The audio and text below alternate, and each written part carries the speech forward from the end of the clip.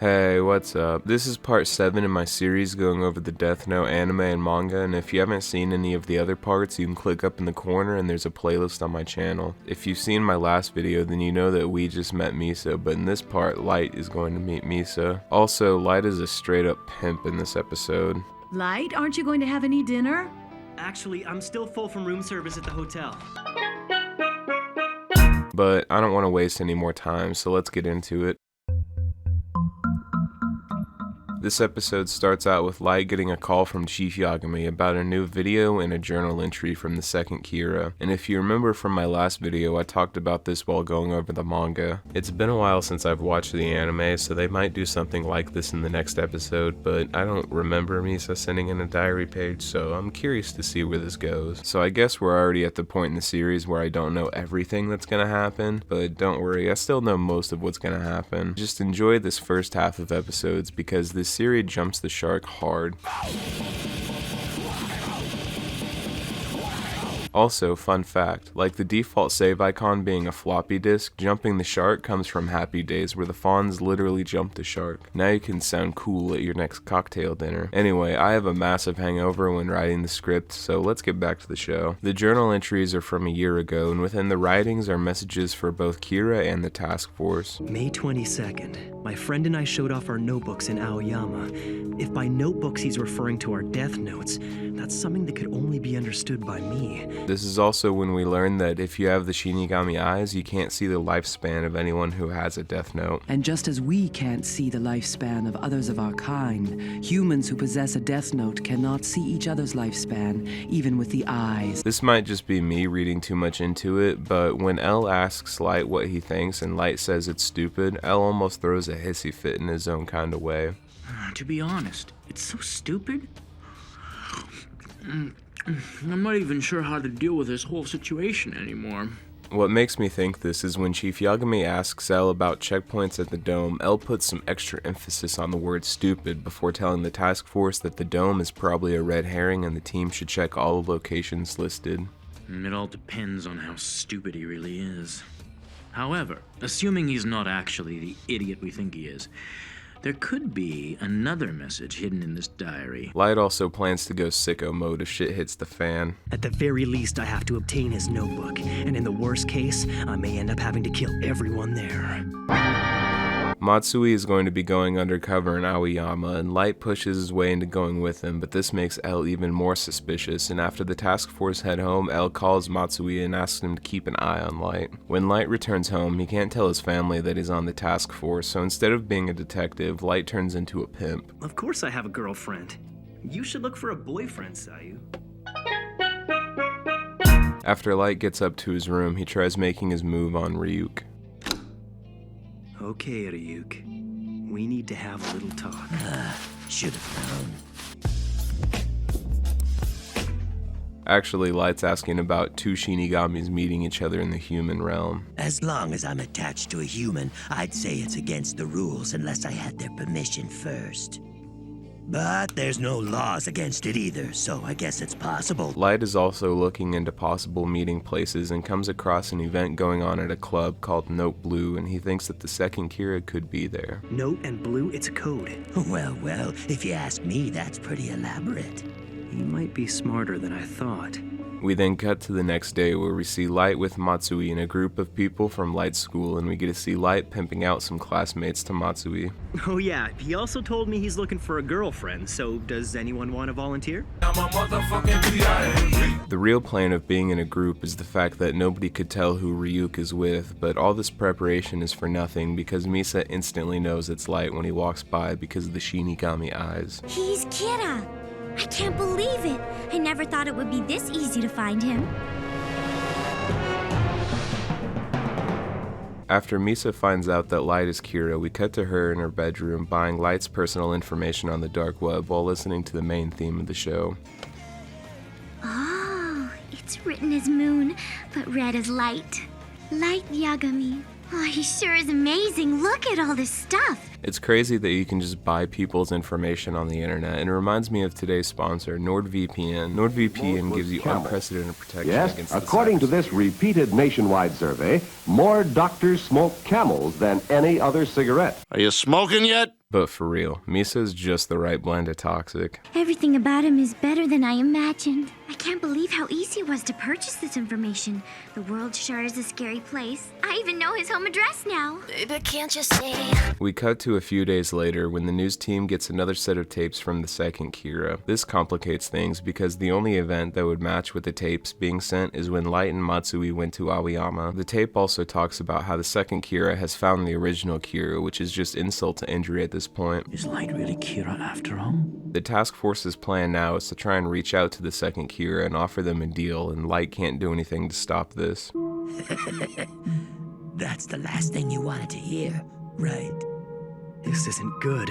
I have no idea how the fake Kira will react to this. We then see Misa heading out, and she strolls right up to Light's house, and the two Kiras finally meet.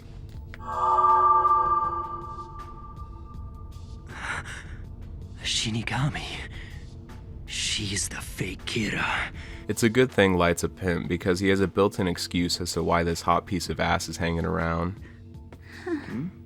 I already told you about her. I get the wave and that semi like it's legal.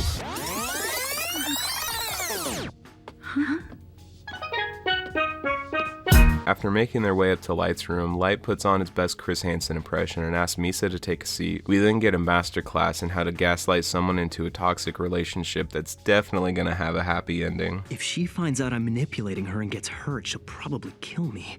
But still. We also find out how Misa sent the tapes to the news station and that Kira means everything to her because he avenged her parents' death. Light's assessment of the situation is that Misa isn't as stupid as he thought, and she also has the eyes, so he seals the deal with a hug and whispers a sweet nothing as we end the episode. The lengths you went to meet me, to be of help to me, those eyes of yours that you sacrificed half your life to get, will become my weapon. Thank you so much. The next episode opens right where we left off, with Light hugging Misa and thinking about his game plan. I'll arrange for her to meet L. She'll tell me his name, and then I eliminate the entire task force. And when that's done, I'll kill her too. Misa also meets Ryuk and tells Light how to kill a Shinigami. Good luck trying to find a Shinigami who'd volunteer to do that. That's true. I can't see you ever doing that. We cut to L watching the tapes from Aoyama, and we see L's suspicion growing, with L asking Chief Yagami to have someone start to follow Light. It's only a slim chance, but if Light is Kira, then there's still a possibility that the second Kira might try to contact him somehow. Very well. The beginning of this episode is kind of like an extended recap from the last episode, with Misa going into even more detail about how she sent the tapes in. Light tells her she needs to get rid of the tapes, but before she does, she needs to send in one last message. I will share my power with others who I feel are worthy, and I will encourage them to do the same. Together we'll make this world a better place. Share my power? We'll just add that part to throw off their investigation. After Light gives Misa the police talk, Misa says that she wants to go on a date at least once a week, and Light proceeds to break down the situation he's in and why it wouldn't be such a good idea to be seen together. L already suspects that I'm Kira. Do you see what I'm saying here? No way! Elle is amazing. Light also says that to keep up appearances, he should see other girls, and Misa is not having it. You're seriously gonna date other girls? Yeah, more or less. I don't want you to! If I see you with another girl, I'll kill her. Light puts on some smooth talk and calms Misa down, but Misa's still going on about falling in love. I love you more than the world, Light. It sounds like you're confused. Oh, by the way, this was supposed to be a Valentine's Day special, but you can see how well that worked out. After Light threatens to kill Misa, Rem steps in and straps on and proceeds to put Light into his place. If you don't obey me, I can easily kill you. I would never allow that, Light Yagami. Ryuk is the goat, but Rem is pretty cool. If you tried to save me, you would die too. Yes, you are correct, but I'm quite willing to accept that outcome. The tension is broken when Light's mom comes in the room and asks Light to show Misa out. While Misa's walking away, we hear Light's family's reaction to Misa and Light realizing what he just got himself into. You're right. She's cute, Mom. I like her. That Shinigami is going to kill me if I kill that girl? Which means I'm gonna have her hanging around me until she dies? We cut to later in the night with Light thinking about how he could kill Rem while doing research on Misa. She's famous? I don't even want to imagine what would happen if someone found out about us. Light decides to focus on Elle first and then take care of Rem and Misa later. At breakfast, Light asks his family not to tell anyone about Misa because she's an up-and-coming model, which is a good way to turn shit to sugar. I'll keep it a secret. For $50! Oh, stop it. We then cut to Light in class where he's thinking about the tape arriving today. We also see him with a new bitch, and I don't know where this character development came from. I mean, he's always been popular, but like, dude's really got bitches all on his dick. I guess I was just thinking about how everyone's gonna be talking about us now. To think that I'm actually going out with Miss Takata, the famous Miss Todai. I'm a motherfucking SIMP. We also see that there's a detective in the back of the classroom observing Light. Light stops by the task force right in time to see Elle watch the newest tape. The tape is basically what Light and Misa went over earlier, talking about how they're stopping looking for Kira but still plan on helping Kira and sharing powers. I've decided to stop searching for Kira, and I'd like to thank the police department for their advice. However, I still plan to help Kira in his mission. Elle comes to the conclusion that the two Kiras have met. Dubs can sometimes be poo, but the voice actor for Elle gives a really good performance here with his line delivery and pace. It begs the question, why didn't he do this to begin with? I'm guessing it's because he never thought that far ahead. He probably met Kira and was told which criminals he'd be allowed to judge. After Elle breaks it all down, Light challenges Elle's take on the tape. Ryuzaki. Yes, Light? I think you're mistaken. I would never do that if I were Kira. We also get another scene of Chief Yagami pussyfooting around when Light says, "If I were Kira, then blank," and it just took me until now to realize that at first he probably was being a bitch, but now he's trying to get Light to stop self-snitching because he knows that Elle is investigating Light, or he is just being a bitch and I'm looking too deep into it. Elle also drops another absolute bombshell on Light. I feel you're the first friend that I have ever had. It's hard to tell what's genuine with Elle, but he does really seem happy when Light talks about playing tennis again. We should play tennis again soon. Yes, we should. While Light is walking home, Misa jumps Light and Light almost goes full Sigma grind set on Misa. This is the first time in my life that I've been provoked to hit a woman. We also see the detective observing this absolute pimp at work. After making their way upstairs, Light makes a play on Rem by buttering up Misa to get her to go send Rem to Elle. If you agree to kill Elle, it would only make me love Misa that much more. Plus, I'd be grateful to you. Most importantly, the two of us will be happy together. Rem. We end this episode with Rem agreeing to kill Elle and Light having mixed feelings about being so close to what he's wanted for so long. Elle will die. That's all it took.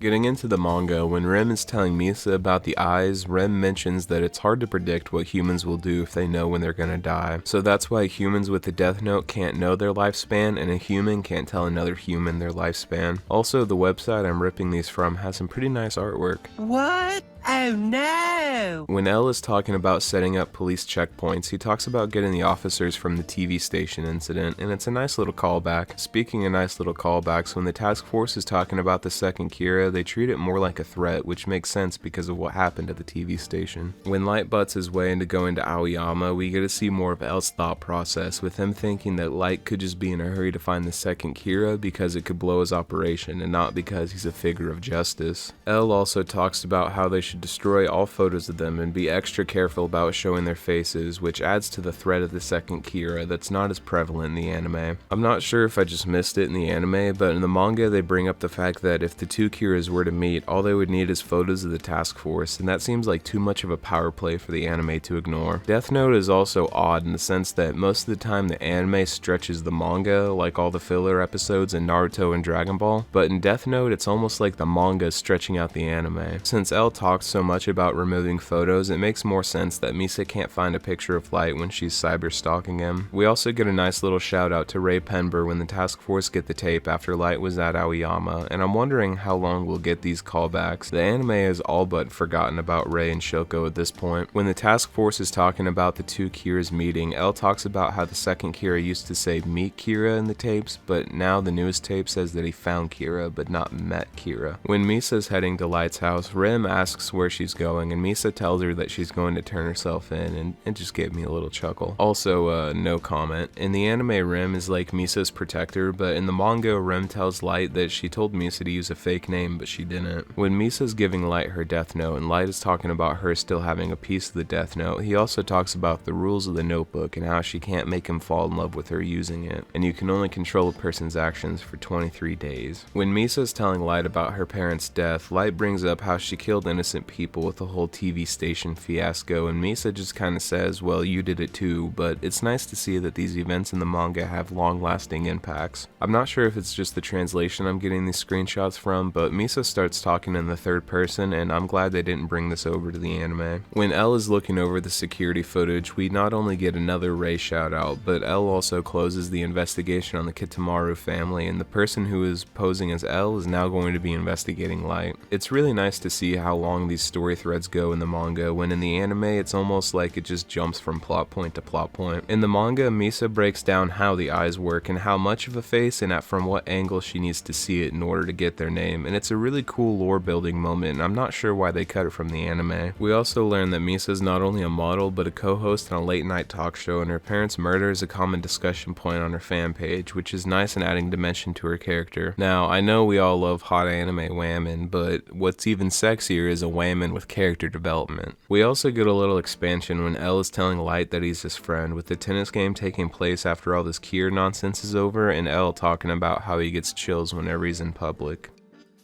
These episodes were honestly kind of mid, but now we have all of our players set up, and these next couple of episodes are going to go hard. If you like this video, you should check out my videos going over various Batman shows from the animated series to beyond, and you can do that by clicking up in the corner or checking out the playlist I have on my channel. I've also thought about doing a follow-up on my Nightmare on Elm Street video, either going over Dream Warriors or Friday the 13th Part 2. I also got some Saw movies, and the first Saw movie is like actually a good horror movie, and that's before they went all crazy with the plot twists and elaborate traps. You should also check out the podcast I do with Arnie King called Henny for Your Thoughts. We upload new episodes every 2 weeks, and I talk about things I don't cover on the channel. So like, I'll have a disc playing, and then I'll be like watching The Sopranos or whatever the fuck on my computer, and then all of a sudden I'll hear like the Xbox 360 when you hit it the wrong way with the game playing, and I'm like, eject, you're scratching it, no, fuck. And then no, the worst thing is it won't eject, bro, so I have to take out, I have this lighter, and this lighter has a boot on it, and it has that little pin. So I literally have to find my lighter, take this nasty ass pin, and do the manual eject mode while my disc is getting fucking blended in there. And I'm like, no, stop it! You're like, God damn it! I'll never be able to watch this part of the Sopranos. Straight ruining the scene. Also, if you want to show your support and get behind the scenes updates on videos, you should follow me on Patreon at PimpTurkey69. Until next time, later.